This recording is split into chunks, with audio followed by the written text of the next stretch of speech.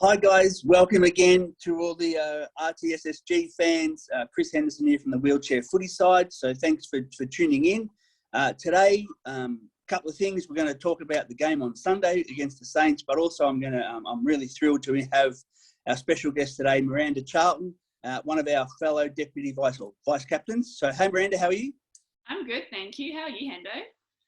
I'm pretty good, thank you. Thanks for joining us today. Really thrilled you could have a few minutes spare to come along and have a chat. I guess, too, it's a great opportunity because of the fact Miranda probably would have been voted best on ground on Sunday. So we went down to the Saints. They're a really strong outfit, but Miranda starred, and we'll talk about her role in the team a bit later on. But, yeah, Miranda, it was a tough day at the office on Sunday. Yeah, I think we knew coming up against St Kilda, they're definitely one of the top of the table teams. They've got some really superb players that are just hard to shut down, and I think it was definitely a case of that on the weekend. Regardless of the result, I think we were down by 30 points in the end. Huge improvement for Richmond Tigers compared to round one, where we got trounced by Collingwood. So really good to see on the court.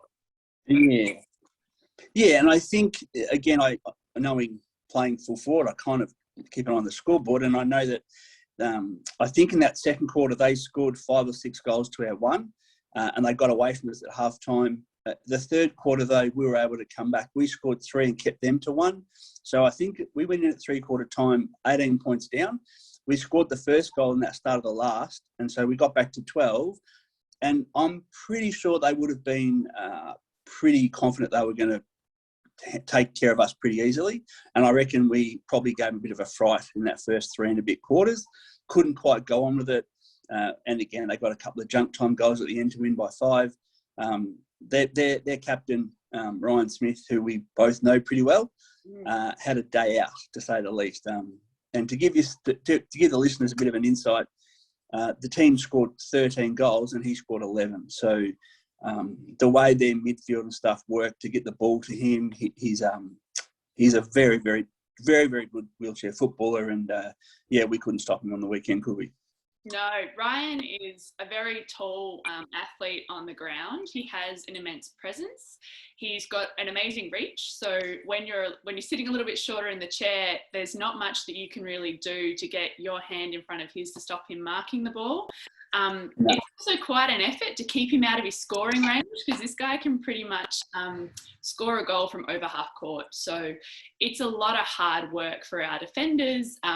And I guess part of our game plan is that I assist with the defensive role against Ryan. Yeah. But, him getting 11 out of 13 goals, he was pretty unstoppable on the weekend, unfortunately. Yeah, he was. So the other thing about Sunday was it's the first match that's been played away from Miranda. So we got to play at RSEA Park, St Kilda's home ground, which was a really exciting thing for the league, development for the league, I guess. It was fun down there, wasn't it? Yeah, absolutely. Something that's a little bit different. A real shame, I guess, that we weren't allowed to have any spectators in line with the COVID restrictions, because it would have potentially just allowed some other people who live in a different area to be closer to that game, to see it in the flesh, so to speak. But it was a great stadium. It was really good for St Kilda to organise that for the league, and hopefully that might be a feature that we see in the years to come. I know that they had planned another game at Bendigo, but that couldn't go ahead. So maybe I think our next game, which is slated for July 18, is at at MSAC, our next game currently. So there is a possibility I'm hearing some whispers that we may be playing in 2 weeks' time, so Sunday week. In one of the catch-up games. So we missed a Hawthorn game and whatever. So we'll let everyone know if we are playing, but it's thrilled with acting Premier Molino's announcement yesterday that crowds are back. So by the time we play again in a week or 2 or a couple of weeks, we should have a ability to have some people come along and watch, we love playing in front of crowds. I think any athlete likes playing in front of crowds. It just gives a completely different atmosphere, and the Richmond cheer squad's got down to a few of our games, and I think the difference that they make is immense for our team. So, yeah. Bloody absolutely. Yeah, couldn't agree more. I actually just swore then, so sorry, Pete, for swearing.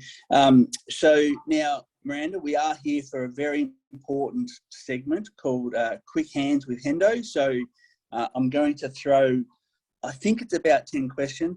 Possibly it's only 9, I'm not sure. So we'll get through them. Are you ready to go? Yeah, throw them at me. Righto. So firstly, what team did you barrack for as a kid? Hawthorn. I've been the brown you're a Hawk fan? life. Yeah, right. I didn't know that.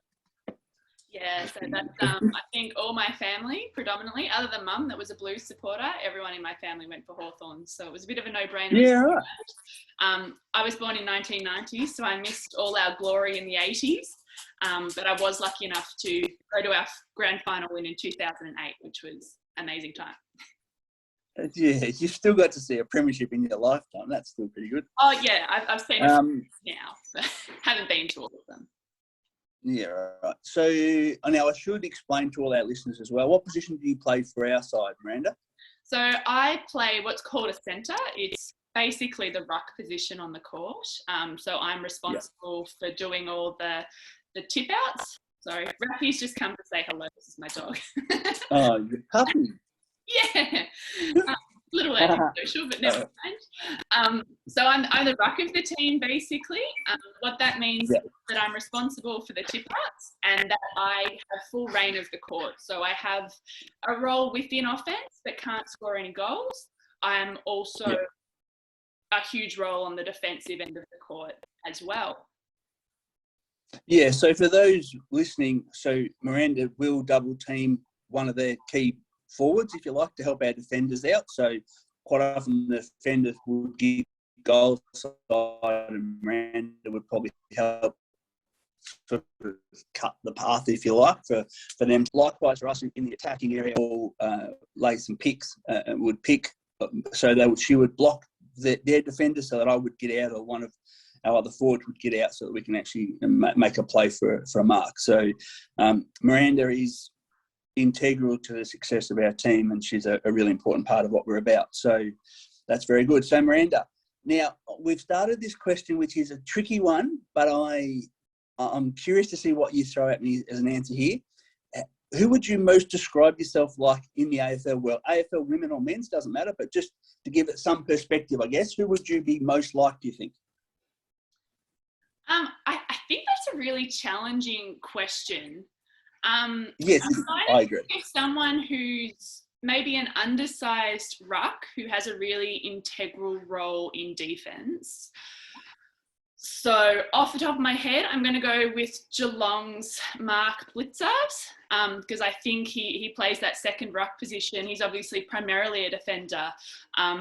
But yeah, I think maybe that's a good matchup for me. If anyone else has any other ideas of someone who's undersized but manages to get the job done in the ruck, that's probably a fair description for myself. No, Miranda, I've been thinking about this myself this morning and going, I don't know. And then when you threw that out, I was like, that's a perfect reference, a perfect similarity.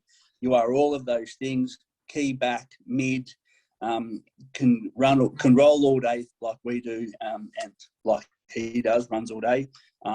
So no, I really like that reference. I think that's nailed you perfectly. So well done. So just a couple of other questions. Just, you mentioned Hawks before. Who did you idolise growing up? Was it sporting, or was it? It doesn't have to be sporting. It just, who did you look up to as a kid growing up? Yeah, right. I'm gonna stay in the sports arena because that's just where my head is at the moment. I probably wasn't on the footy field, to be honest. Being female, I wasn't really encouraged to play footy. The AFLW is a very new league here. Yeah, of course. I grew up playing a lot of basketball, so I'd say Lauren Jackson, Australia's arguably best basketballer of all time. No. She was someone who motivated me to do my best, and you just sort of wanted to be like her. I was actually really, really lucky with the basketball team that I play at the moment. We often play in the Albury basketball tournament in November, I think it is. Where she's living now. where she's living, where she grew up, where you play in the Lauren Jackson basketball stadium, and she's actually played in 2 of those tournaments. So I've had the pleasure of playing against Lauren Jackson on a number of occasions, and wow. Wow, I didn't know that. Yeah, wow, that's amazing. Now that's a great idolised hero. I love that. So now, Miranda, again, I know, but just for everyone else, what do you do for a job? I'm an occupational therapist, so I work in community health, primarily with people who have a disability or are aged, and we want to try and keep people at home as safe and independent as possible. So I guess that's where I've become involved with wheelchair sports, because I can see that sport has been such an important part of my life, and I'm really keen to make sure that as many people with a disability, without a disability, have the opportunity to play sports. And I think that's probably an appropriate maybe segue now into the next question, which is, generally speaking now, the next question I would ask is, do you have a disability, and do you want to talk about your disability? And again, that's entirely up to the individuals. But in your situation, you're one of our unique couple of people we have in the team that we class as, and it's not a great term, but an able-bodied. So which means, and again, we have talked about in other sessions around the classification structure. So you're what we would call a 5-pointer, aren't you? Yeah, I am. So I don't even know if you know this, Hendo, but I was born with a hearing disability. So I actually... Yeah, I do know that. But so I wear hearing aids. Honestly, I think 9 out of 10 people wouldn't realise that I have a hearing impairment. I've adjusted really well with the technology that I use every day.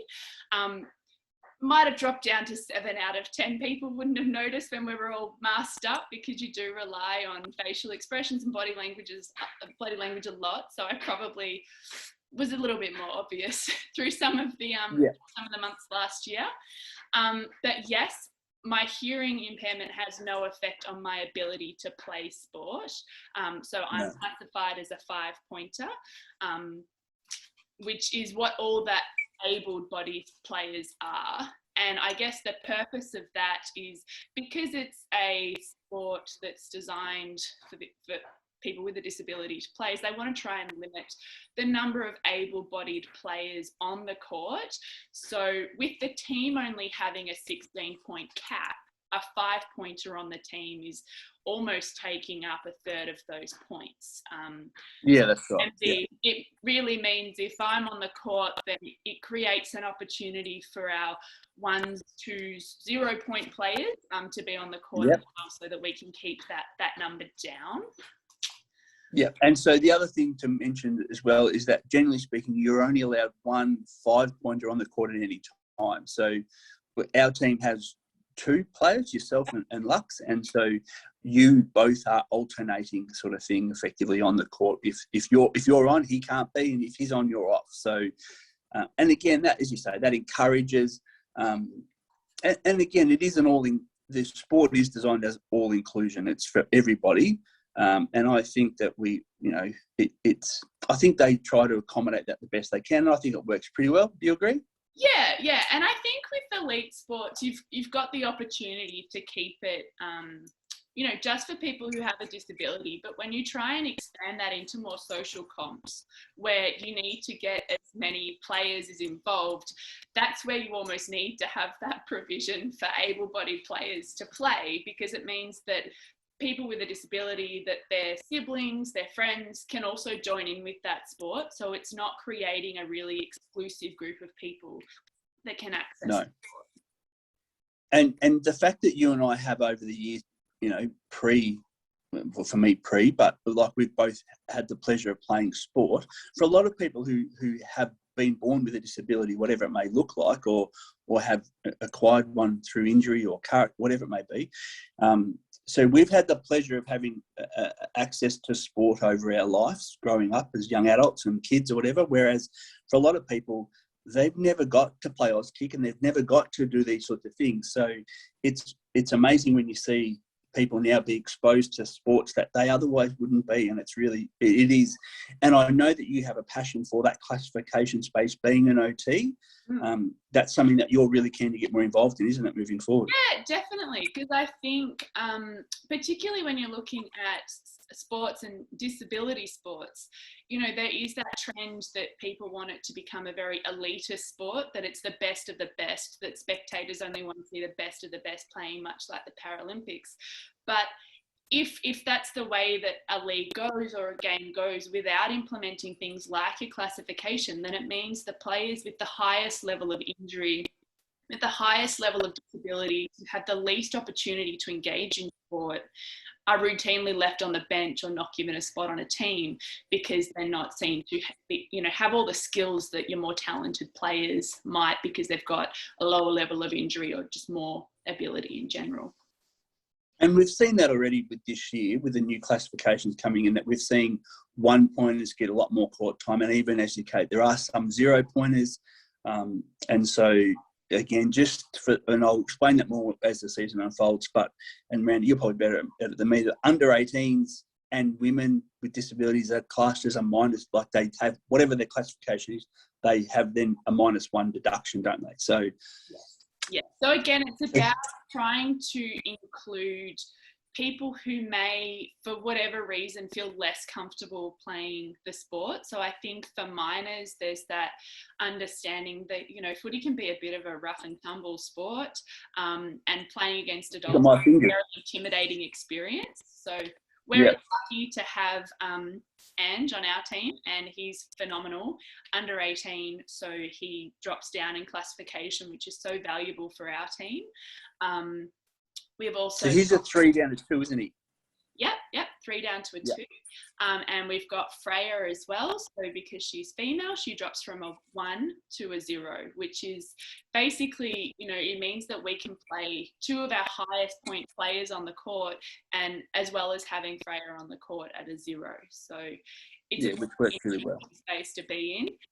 Interestingly enough, I think I'm the only female able-bodied player in the league, and there's no deductions for me. So there's been that decision that if you're female, you're under 18, but you're able to believe that you're still a 5, which on the whole of it, I think is fair, because I think it's fair that the able-bodied are kind of disadvantaged in that way, that you can't play them the whole game. The idea is to get them on and off the court where possible. Yeah, true. Righto. So that's a great few answers there. So I love that. My next question for you, Miranda, is what's your favourite other sport other than footy? And I know some of these answers, but the listeners and viewers won't. So that's why I'm asking. So you're probably thinking, I know these answers, and I do, but I'm asking because I want everyone else to learn a bit about Miranda. Yeah, no, it's all good. So I've already made the reference before that I currently play basketball. At the moment, I play in the Big B League, so that's sort of a statewide league. They would consider themselves to be the semi-professional level. So I think, after wheelchair footy, that's definitely my next favourite sport. But I think growing up, I gave everything a go. I started off playing tennis, and I was the most uncoordinated kid until I started playing tennis. And once I learned how to hit a ball with a racket, pretty much everything came pretty naturally to me. So when I was at school, I went to a small girls' school, played netball, hockey, tennis, diving, handball, soccer, cricket, everything under the sun.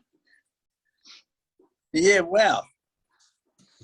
So now, again, I'm not sure if you have an answer to this one or not, because I actually don't know the answer to this one. So, and again, there's a weird obsession with, especially our sport, and the impact and the collision and the crashing and stuff. So the question we've been asked quite often is, what's the worst injury we've received? So it doesn't have to be footy, it could be basketball, but we like a war wound story. Go figure. Sure. Oh, look, I think the worst injury I've ever had was a broken rib, which I actually did a netball game in the morning and didn't realise until I was playing basketball at night that every time I was exhaling really deeply that my rib was sore. Yeah, wow. Yeah, Netball I can be think- vicious. Yeah, so that saw me off the court for about 6 weeks. I think there's nothing you can do for a rib 1-2 fracture, which No. it was. Yep. I do have ongoing issues with my knees. So when I play basketball, I strap both my knees. I have really poor alignment in my knee joints. My patella actually likes to swing out to the side and rub against the bone.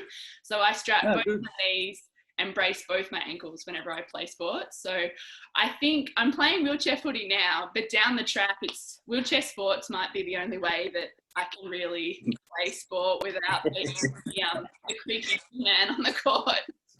Yeah. Did you know, it's funny, the other day I was running around after my little one and I actually thought I tore a calf and I grabbed and I was like, oh, I think I've torn my calf, and then realised it's fine. Sitting in the chair, I don't really use my calf that much, so I'll be fine. So, so that is one of the benefits of sitting in a chair. Righto. My last 2 questions are personal questions. What's your specialty dish? If I was coming around for dinner tonight, what are you cooking me? What's your go-to?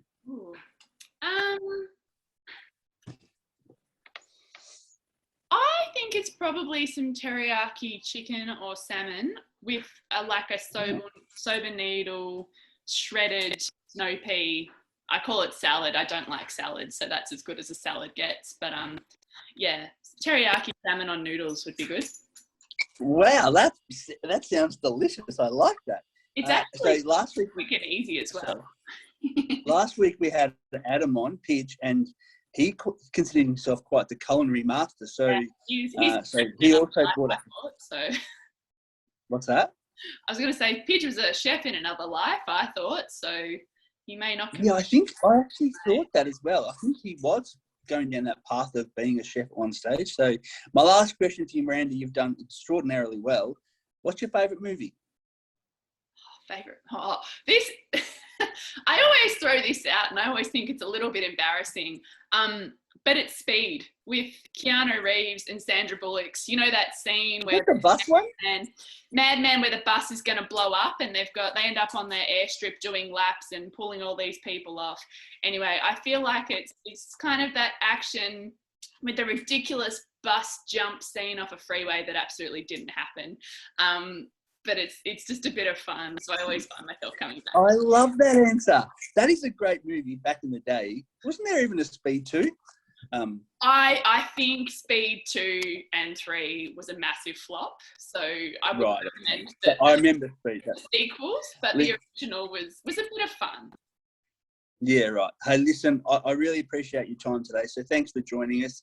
And I know we're just about out of time. So thanks very much. And again, to all the listeners, stay tuned. We will update you as soon as we know when the games are back on. There may be a catch-up game Sunday week. Otherwise, our next game's slated. Who do we play? I don't even know. I don't know who it is. We haven't. I think it's me. Essendon yet? Essendon, maybe Essendon. Yeah. I reckon it was Essendon. But yeah, so anyway, I will let everyone know. But Miranda, thanks so much for your time. It's been a pleasure chatting to you this morning. No worries, Hendo. Thanks for having me. See ya. Bye.